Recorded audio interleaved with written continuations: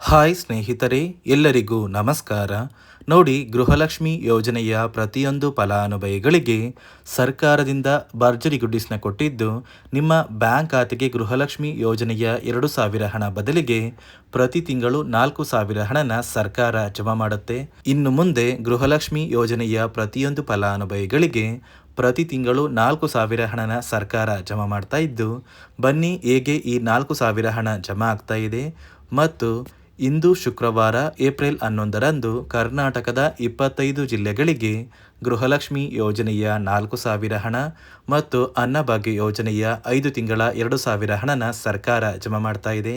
ಬನ್ನಿ ಸ್ನೇಹಿತರೆ, ಸರ್ಕಾರದಿಂದ ಬಂದಿರುವಂತಹ ಒಂದು ಮಾಹಿತಿ ಏನು ಅಂತ ನಾನು ನಿಮಗೆ ತಿಳಿಸ್ಕೊಡ್ತಾ ಇದ್ದೀನಿ. ಅದಕ್ಕಿಂತ ಮೊದಲು ನೋಡಿ ಸ್ನೇಹಿತರೆ, ನೀವೇನಾದ್ರೂ ಇನ್ನೂ ಕೂಡ ನನ್ನ ಚಾನಲ್ನ ಸಬ್ಸ್ಕ್ರೈಬ್ ಆಗಿಲ್ಲ ಅಂದರೆ ದಯವಿಟ್ಟು ಪ್ರತಿಯೊಬ್ಬರು ಚಾನಲ್ನ ಸಬ್ಸ್ಕ್ರೈಬ್ ಮಾಡ್ಕೊಳ್ಳಿ, ಹಾಗೆ ವಿಡಿಯೋಗೆ ಒಂದು ಲೈಕ್ನ ಕೊಡಿ.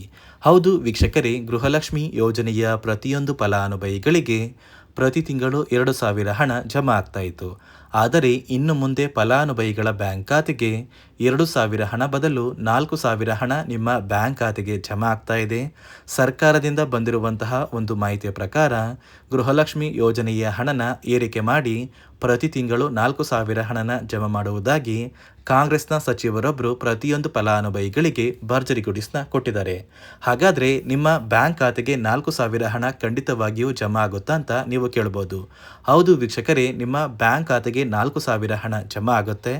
ಆದರೆ ಈ 4,000 ಹಣನ ನೀವು ಪಡ್ಕೋಬೇಕು ಅಂದರೆ ಮುಂದೆ ಬರುವಂತಹ ಒಂದು ಚುನಾವಣೆ ಏನಿದೆ ಅಂದರೆ ವಿಧಾನಸಭಾ ಚುನಾವಣೆಯಲ್ಲಿ ಮತ್ತೆ ಏನಾದ್ರೂ ಕಾಂಗ್ರೆಸ್ ಸರ್ಕಾರ ಅಧಿಕಾರಕ್ಕೆ ಬಂದರೆ ಮಾತ್ರ ನಿಮ್ಮ ಬ್ಯಾಂಕ್ ಖಾತೆಗೆ ಗೃಹಲಕ್ಷ್ಮಿ ಯೋಜನೆಯ 2,000 ಹಣನ ಸರ್ಕಾರ 4,000 ಹಣಕ್ಕೆ ಏರಿಕೆ ಮಾಡಿ ಪ್ರತಿ ತಿಂಗಳು 4,000 ಹಣನ ಫಲಾನುಭವಿಗಳಿಗೆ ಜಮಾ ಮಾಡ್ತೀವಿ ಅಂತ ಕಾಂಗ್ರೆಸ್ನ ಸಚಿವರೊಬ್ಬರು ಒಂದು ಮುಖ್ಯವಾದ ಮಾಹಿತಿನ ಕೊಟ್ಟಿದ್ದಾರೆ. ಅದೇ ರೀತಿ ನೋಡಿ, ಇಂದು ಶುಕ್ರವಾರ ಏಪ್ರಿಲ್ 11ರಂದು ಕರ್ನಾಟಕದ 25 ಜಿಲ್ಲೆಗಳಿಗೆ ಗೃಹಲಕ್ಷ್ಮಿ ಯೋಜನೆಯ 4,000 ಹಣ ಮತ್ತು ಅನ್ನಭಾಗ್ಯ ಯೋಜನೆಯ 5 ತಿಂಗಳ 2,000 ಹಣ ಜಮಾ ಆಗ್ತಾ ಇದ್ದು, ಈ 6,000 ಹಣಕ್ಕೆ 5 ಹೊಸ ನಿಯಮಗಳು ಕೂಡ ಜಾರಿಗೆ ಬಂದಿದೆ.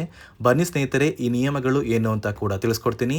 ಅದಕ್ಕಿಂತ ಮೊದಲು ಇಂದು ಶುಕ್ರವಾರ ಏಪ್ರಿಲ್ 11ರಂದು ಯಾವ ಜಿಲ್ಲೆಗಳಿಗೆ ಸರ್ಕಾರ 6,000 ಹಣನ ಜಮಾ ಮಾಡ್ತಾ ಇದೆ ಅಂದರೆ ನೋಡಿ ಸ್ನೇಹಿತರೆ, ಮೊದಲಿಗೆ ಬಾಗಲಕೋಟೆ, ಬೆಳಗಾವಿ, ವಿಜಯಪುರ, ಧಾರವಾಡ, ಗದಗ, ಹಾವೇರಿ, ಉತ್ತರ ಕನ್ನಡ, ಬಳ್ಳಾರಿ, ಬೀದರ್, ಕಲಬುರಗಿ, ಕೊಪ್ಪಳ, ರಾಯಚೂರು, ಯಾದಗಿರಿ, ವಿಜಯನಗರ, ಚಾಮರಾಜನಗರ, ಚಿಕ್ಕಮಗಳೂರು, ದಕ್ಷಿಣ ಕನ್ನಡ, ಹಾಸನ, ಕೊಡಗು, ಮಂಡ್ಯ, ಮೈಸೂರು, ಉಡುಪಿ, ಬೆಂಗಳೂರು ನಗರ, ಬೆಂಗಳೂರು ಗ್ರಾಮಾಂತರ, ರಾಮನಗರ, ಚಿಕ್ಕಬಳ್ಳಾಪುರ, ಚಿತ್ರದುರ್ಗ, ದಾವಣಗೆರೆ, ಕೋಲಾರ, ಶಿವಮೊಗ್ಗ ಮತ್ತು ತುಮಕೂರು, ಈ 25 ಜಿಲ್ಲೆಗಳ ಪ್ರತಿಯೊಂದು ಫಲಾನುಭವಿಗಳಿಗೆ ಗೃಹಲಕ್ಷ್ಮಿ ಯೋಜನೆಯ ಮಾರ್ಚ್ ಮತ್ತು ಏಪ್ರಿಲ್ ತಿಂಗಳ 4,000 ಹಣ ಅಂದರೆ ಒಟ್ಟು 4,000 ಹಣ.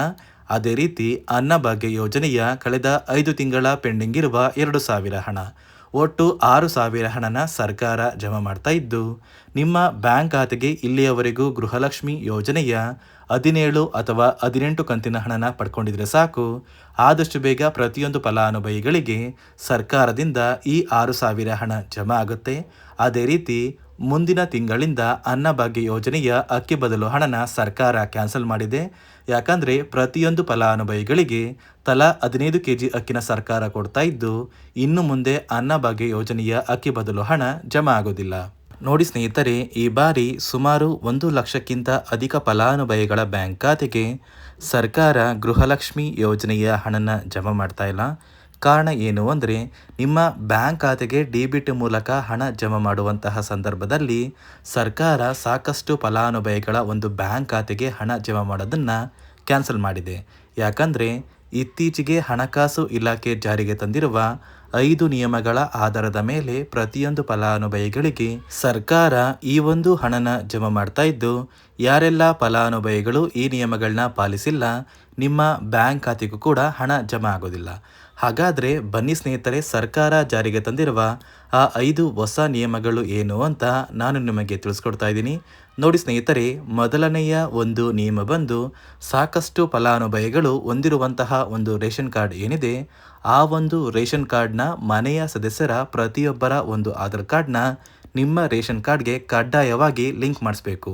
ಅಂದರೆ ಈ ಒಂದು ಲಿಂಕ್ ಮಾಡಿಸುವಂತಹ ಒಂದು ಪ್ರೊಸೀಜರ್ಗೆ ಸರ್ಕಾರ KYC ಅಂತ ಕರೀತಾರೆ. ನಿಮ್ಮ ರೇಷನ್ ಕಾರ್ಡ್ಗೆ ಇನ್ನೂ ಸಹ KYC ಆಗಿಲ್ಲ ಅಂದರೆ ನಿಮ್ಮ ಬ್ಯಾಂಕ್ ಖಾತೆಗೆ ಸರ್ಕಾರ ಮುಂದಿನ ದಿನಗಳಲ್ಲಿ ಗೃಹಲಕ್ಷ್ಮಿ ಯೋಜನೆಯ ಹಣನ ಕ್ಯಾನ್ಸಲ್ ಮಾಡುತ್ತೆ. ಅದೇ ರೀತಿ ಎರಡನೆಯ ಒಂದು ನಿಯಮ ಬಂದು, ಸಾಕಷ್ಟು ಫಲಾನುಭವಿಗಳು ಕಳೆದ 3 ತಿಂಗಳಿಂದ ಸರ್ಕಾರದಿಂದ ಬರ್ತಾ ಇರುವಂತಹ ಒಂದು ರೇಷನ್ ಏನಿದೆ, ಅಂದರೆ ಉಚಿತ ಅಕ್ಕಿ ಏನಿದೆ, ಈ ಒಂದು ರೇಷನ್ನ ಪಡ್ಕೋತಾ ಇಲ್ಲ. ಒಂದು ವೇಳೆ ಕಳೆದ 3 ತಿಂಗಳಿಂದ ನೀವು ರೇಷನ್ನ ಪಡ್ಕೊಂಡಿಲ್ಲ ಅಂದರೆ ಸರ್ಕಾರ ನಿಮ್ಮ ಬಳಿ ಇರುವಂತಹ ಒಂದು ರೇಷನ್ ಕಾರ್ಡ್ನ ಕ್ಯಾನ್ಸಲ್ ಮಾಡುತ್ತೆ. ನಿಮ್ಮ ರೇಷನ್ ಕಾರ್ಡ್ನ ಸರ್ಕಾರ ಕ್ಯಾನ್ಸಲ್ ಮಾಡಿದ್ರೆ ನಿಮ್ಮ ಬ್ಯಾಂಕ್ ಖಾತೆಗೆ ಗೃಹಲಕ್ಷ್ಮಿ ಯೋಜನೆಯ ಹಣ ಇರ್ಬೋದು ಮತ್ತು ಸರ್ಕಾರದಿಂದ ಬರುವಂತಹ ಒಂದು ಸೌಲಭ್ಯಗಳನ್ನ ನೀವು ಕಳ್ಕೋಬೇಕಾಗುತ್ತೆ. ಅದೇ ರೀತಿ ಮೂರನೆಯ ಒಂದು ನಿಯಮ ಬಂದು, ನೋಡಿ ಸ್ನೇಹಿತರೆ, ನಿಮ್ಮ ಬಳಿ ಇರುವಂತಹ ಒಂದು ಆಧಾರ್ ಕಾರ್ಡ್ ಏನಿದೆ, ಆ ಒಂದು ಆಧಾರ್ ಕಾರ್ಡ್ನ ಕಳೆದ 15 ವರ್ಷಗಳಲ್ಲಿ ನೀವು ಯಾವುದೇ ರೀತಿಯ ಒಂದು ತಿದ್ದುಪಡಿನ ಮಾಡಿಸಿಲ್ಲ ಅಂದರೆ ನಿಮ್ಮ ಬ್ಯಾಂಕ್ ಖಾತೆಗೆ ಸರ್ಕಾರ ಗೃಹಲಕ್ಷ್ಮಿ ಯೋಜನೆಯ ಹಣನ ಕ್ಯಾನ್ಸಲ್ ಮಾಡುತ್ತೆ. ಯಾಕಂದರೆ ಸರ್ಕಾರದಿಂದ ಬಂದಿರುವಂತಹ ಒಂದು ಆದೇಶದ ಪ್ರಕಾರ ಪ್ರತಿಯೊಂದು ಫಲಾನುಭವಿಗಳು ಕಳೆದ 15 ವರ್ಷಗಳಲ್ಲಿ ಯಾವುದೇ ರೀತಿಯ ಒಂದು ತಿದ್ದುಪಡಿನ ನಿಮ್ಮ ಆಧಾರ್ ಕಾರ್ಡ್ಗೆ ನೀವು ಮಾಡಿಸಿಲ್ಲ ಅಂದರೆ ಕಡ್ಡಾಯವಾಗಿ ಆದಷ್ಟು ಬೇಗ ನಿಮ್ಮ ಆಧಾರ್ ಕಾರ್ಡ್ಗೆ ತಿದ್ದುಪಡಿನ ಮಾಡಿಸಿ.